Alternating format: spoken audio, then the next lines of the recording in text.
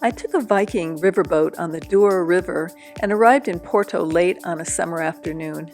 The boat docked on the Gaia side, which is the city across the river from Porto. Both Porto and Gaia are very picturesque when viewed from the water, especially at night when the bridge and the monastery on the top of the hill in Gaia light up at night. That first evening, I wandered around the Gaia shoreline, peeking into restaurants and shops, including a sardine shop, which was new to me.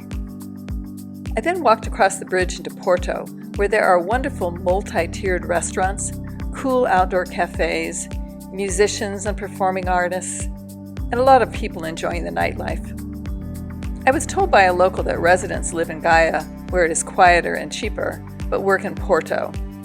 I'm sure that's not entirely true, but Porto was certainly more active.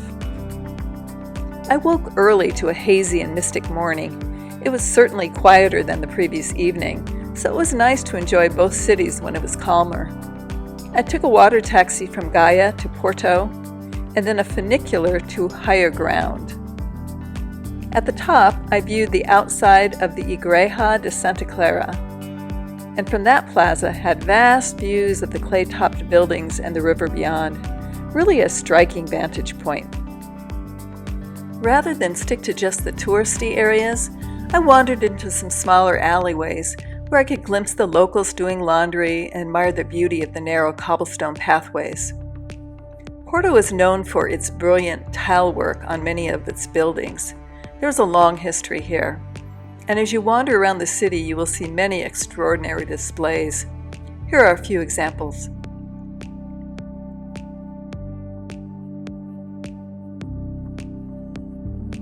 Probably the most outstanding example is at the Porto Train Station. Each tile has been hand-painted, representing various wars, conquests, and royalty. I was told that the way the tiles were produced back then makes them pretty unbreakable, but if someone tries to reproduce them today, the tiles are not as strong. Now let's talk architecture. Many of the buildings were built around existing streets and hills, creating unusual shapes. Many of the buildings have intricate details with statues, buttresses, tile work, and spires. And the cobblestone streets have beautiful designs too. It all makes for a delightful and charming city. I have to mention that there are 2 McDonalds that I saw. This one had an amazing view, and this one is billed as the most beautiful McDonald's in the world. Evidently the Porto locals are quite proud of this one. It has chandeliers, stained glass, bas-relief, a gorgeous stairway, and wood paneling. I'm not a fast food person, but I had to admire the building, which even had a pretty entrance. There's another famous tourist attraction, the Livraria Lello Bookstore. I would have loved to have gone inside, but evidently you need to get tickets months in advance. It came to fame because people believe that it was the inspiration for J.K. Rowling's Harry Potter. From what I heard, that isn't true.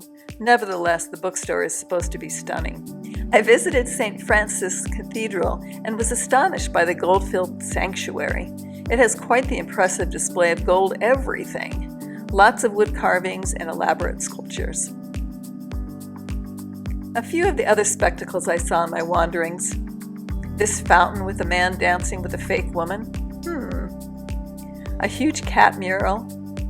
A park with a statue of Prince Henry the Navigator who is pointing to the ocean. A beautiful patisserie. Lots of outdoor cafes with beautiful views of the river.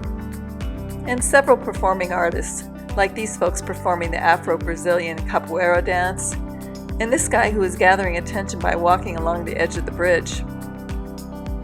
My 24 hours in Porto made me fall in love with the city. It was a friendly place, picturesque in so many ways, and bustling with activity. I hope to return again soon. For solo and senior travelers, please see more information in my description below.